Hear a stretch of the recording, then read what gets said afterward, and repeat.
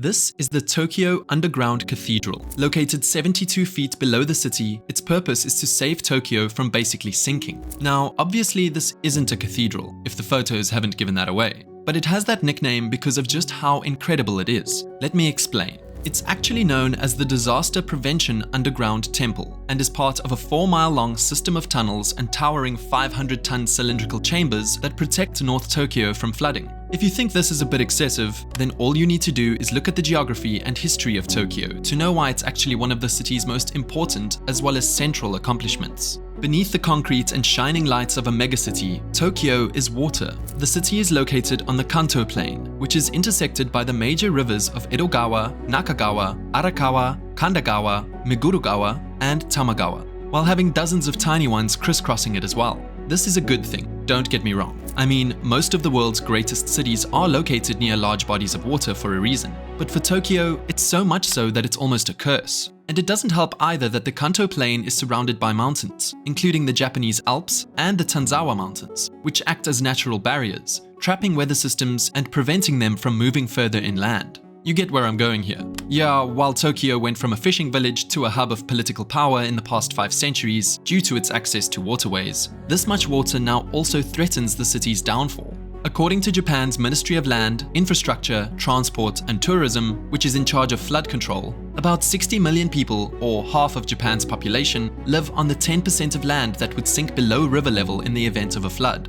About 75% of Japan's assets are also concentrated in these areas. It's always kinda been like this though. The megacity has dealt with flooding for centuries and is historically documented in government letters, books, and Japanese art. Flood control has been one of the key agenda items for the regional lords and the nation's governors to tackle over the past 500 years. They tried to manage the rivers with the available technologies in each age. Building levees, dredging channels, and rerouting rivers all worked somehow to disperse the water flows and energy. However, these classical measures never caught up with the rapid, extended, and intensified urbanization and industrialization of the region, and parts of the city were occasionally submerged and destroyed. But even though Tokyo, and really Japan in general, have dealt with floods for centuries, the modern battle against it really started after World War II, when Typhoon Kathleen struck the Kanto region in 1947, destroying around 31,000 homes and killing 1,100 people after submerging most of northwestern Tokyo. 11 years later, Typhoon Ida devastated the city in 1958, producing the most intense rainfall that region had experienced in 60 years, flooding waterways and triggering more than 1,900 mudslides. 2 villages on the Itsu Peninsula were completely washed away,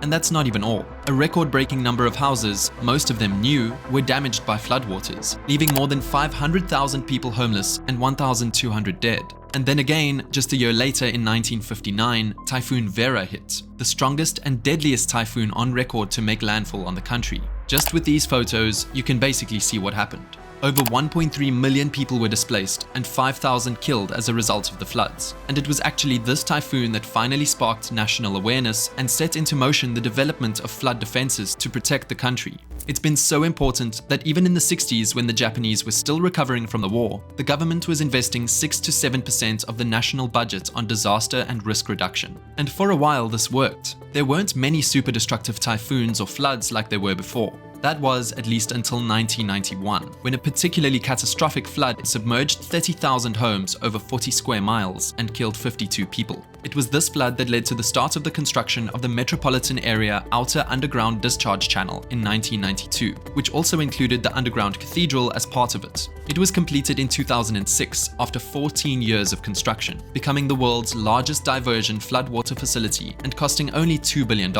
I say only 2 because it's estimated that the facility has already averted $1.5 billion of potential economic damage in Tokyo since it began operation. And as you can see here, flooding was the costliest global threat in 2021, so it's definitely going to be saving a whole lot more too. This is a photo showing how it works, but basically, during heavy rainfall, storm water is collected from the surrounding areas through that 4-mile-long extensive network of underground tunnels and channels I mentioned earlier.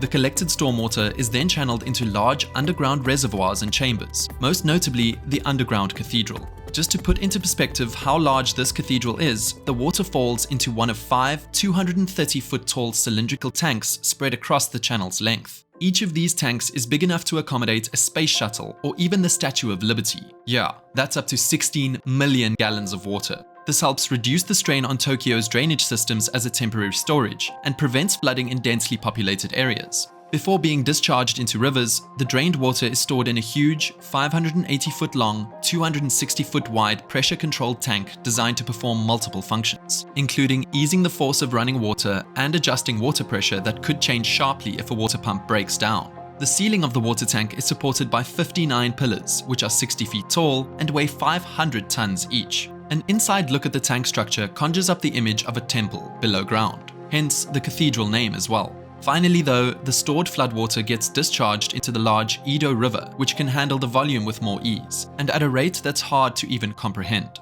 The entire system can clear up to 7,000 cubic feet of water every second, with the power of a jumbo jet engine. That's fast enough to drain an Olympic swimming pool in just 12 seconds. The reservoir can reduce the number of homes affected by flooding in surrounding areas by 90%, and has been used on average 7 times a year. This is all an insane achievement. I mean, Tokyo's planners have had to be wary of several kinds of floods. If heavy rain falls upstream, a river could overflow its banks and flood a neighborhood downstream. Or if there's a heavy downpour in the city, it can overpower the area's drainage system. Or another insane tsunami could threaten the coastline. Or an earthquake could destroy a dam, and so on and so on. After decades of planning for these scenarios and non-stop construction, the Japanese capital now boasts dozens of dams, reservoirs, and levees. If you were to cut into the city's ground like you would a birthday cake, you'd find underground mazes of tunnels as you would subway lines and gas pipelines that crisscross the city. So recently it seems like Tokyo is good to go. But the thing is, now as the Japanese capital seems to have perfected the art of coping with typhoonic rains and unpredictable rivers, the future seems uncertain as the climate changes and rain patterns shift. This is a photo showing the amount of times at least 50 millimeters of rain fell per hour per year.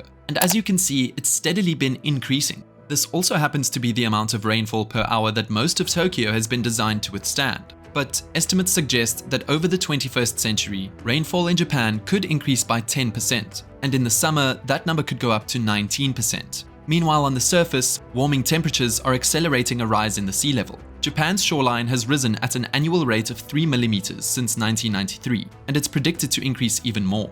The global sea level will rise between 18 and 59 centimeters over the 21st century. So with an average increase of 30 centimeters, 50% of Japan's sandy beaches will disappear.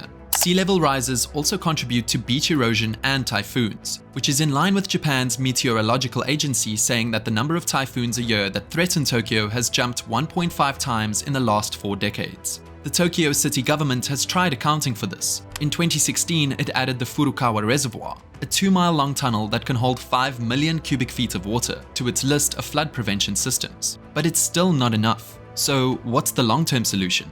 Well, it seems that the main thing they can do is what they're already doing, improving floodwater defense systems and early warning systems, and updating design standards to account for these changing rainfall patterns. It's a problem that's affecting many cities, such as Jakarta, Venice, and New Orleans. But for Tokyo at least, they're definitely becoming more prepared than most. Whether it will be enough though is still unknown. Thank you for watching.